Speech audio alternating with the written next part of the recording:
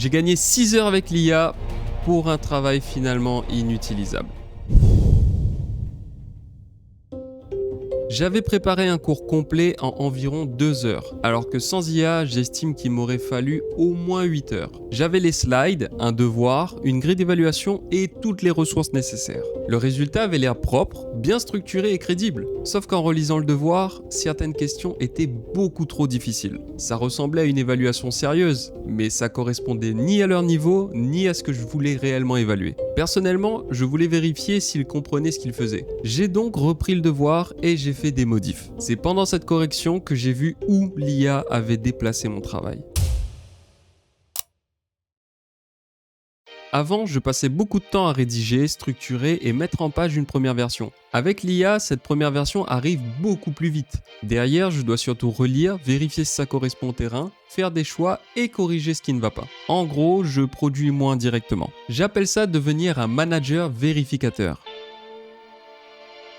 Et je pense que ça concerne beaucoup plus de métiers que la préparation de cours. On retrouve d'ailleurs ce changement dans plusieurs études. Une première expérience publiée en 2023 dans Science s'est intéressée à des tâches précises de rédaction professionnelle. Avec la version de ChatGPT disponible à l'époque, les participants ont mis en moyenne 40% de temps en moins pour réaliser leurs tâches et la qualité mesurée a augmenté de 18%. Évidemment, cette étude ne mesure pas les outils actuels et elle ne concerne pas toutes les tâches d'une entreprise. Elle montre surtout que sur certains travaux de rédaction, l'IA pouvait déjà accélérer fortement la première version. Des travaux publiés en 2025 se sont intéressés à un autre problème, notre tendance à faire confiance aux réponses qui paraissent sûres d'elles. Les chercheurs ont testé plusieurs modèles dans 5 langues, dont le français. Ils ont constaté que ces modèles pouvaient encore formuler des réponses incorrectes avec beaucoup d'assurance. Et quand une réponse paraît certaine, les participants ont davantage tendance à la suivre. Les capacités progressent et les erreurs se déplacent. Pour nous, la difficulté reste de repérer les moments où un résultat convaincant ne correspond pas à la réalité.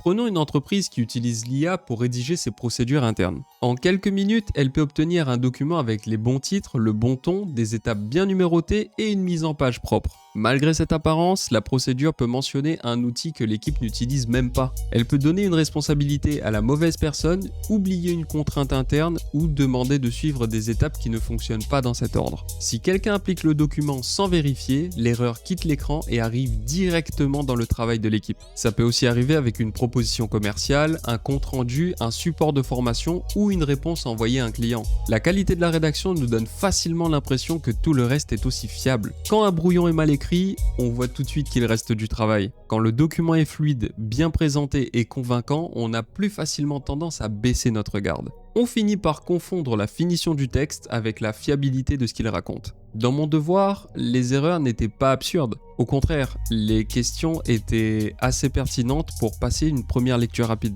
Pour voir le problème, il fallait connaître le niveau des étudiants, l'avancement réel du cours et ma manière de les évaluer. L'IA n'avait pas accès à tout ça. Et même avec davantage de contexte, la décision finale devait rester de mon côté. Depuis, j'ajoute le temps de vérification au temps de production. C'est ce résultat qui me dit si le document est réellement rentable. Ça comprend le temps de vérification, le nombre de corrections importantes et les conséquences possibles si une erreur passe. Un document produit en 5 minutes puis corrigé pendant 20 minutes peut rester très rentable. En revanche, s'il part directement et qu'on découvre le problème après un incident, le temps gagné au départ ne veut plus rien dire.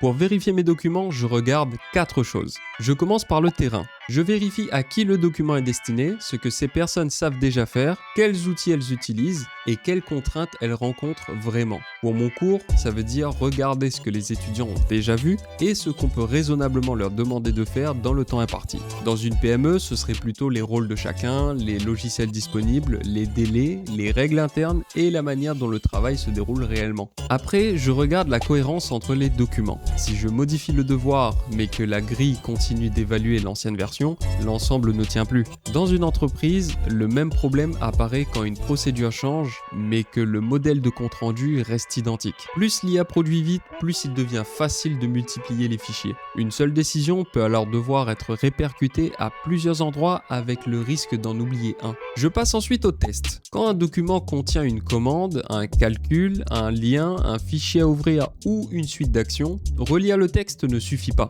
J'essaie réellement ce que le document demande. Un devoir peut être très clair tout en renvoyant vers une ressource absente. Une procédure peut être parfaitement formulée et demander une action que l'utilisateur n'a même pas le droit d'effectuer. La vérification doit donc se rapprocher autant que possible du travail réel. Et pour finir, je définis clairement qui valide. Si tout le monde pense que quelqu'un d'autre a relu, on peut produire très rapidement des erreurs dont personne ne se sent responsable. A l'inverse, quand une personne connaît le terrain, vérifie les points sensibles et assume la validation, le gain de temps devient beaucoup plus facile à exploiter. Malgré la vérification, le gain reste évident dans mon cas. Passer d'au moins 8 heures à environ 2 heures change réellement ma manière de préparer mes cours. Je peux tester une première structure, repérer ce qui ne fonctionne pas, demander une autre version et comparer plusieurs options beaucoup plus vite qu'avant. Mais ça reste mon estimation sur mon propre processus. Je ne peux donc pas en déduire que toutes les entreprises gagneront la même proportion de temps. La manière la plus simple de le savoir, c'est de faire un test sur un livrable récurrent. Tu prends par exemple un document que ton équipe produit chaque semaine. Tu mesures le temps habituel, puis tu fais produire une première version avec l'IA. Après, tu mesures séparément le temps nécessaire pour vérifier le résultat. Et tu notes les corrections qui auraient eu un effet concret si personne ne les avait repérées. Avec ça, tu peux regarder quelles informations doivent être fournies au départ, quels contrôles doivent rester humains et si le gain vaut vraiment le coup. Le niveau de vérification dépendra évidemment du risque. Une note de travail interne et un document envoyé à un client ne demandent pas forcément le même niveau de contrôle. Dans mon cours, le gain est devenu réel après la vérification, quand le document pouvait enfin être utilisé. C'est ça pour moi le rôle du manager vérificateur. Profiter de la vitesse de l'IA tout en restant responsable de ce qu'on décide d'utiliser. C'est aussi comme ça que je travaille dans le sprint IA utile. C'est un accompagnement de 10 jours ouvrés pour les PME. On part d'un problème concret dans l'entreprise, on évalue 3 à 5 pistes, puis on choisit le cas le plus utile. Ensuite, on construit ou on adapte une première solution et on la teste dans les conditions où elle devra vraiment servir. À la fin, l'entreprise repart avec une première solution testée, une décision documentée et une feuille de route claire pour la suite. Si ça peut être pertinent dans ton entreprise, j'ai mis toutes les infos sur le sprint IA utile dans la description. Si tu veux d'autres retours concrets sur ce que l'IA peut vraiment te faire gagner, tu peux t'abonner. Allez, on se retrouve!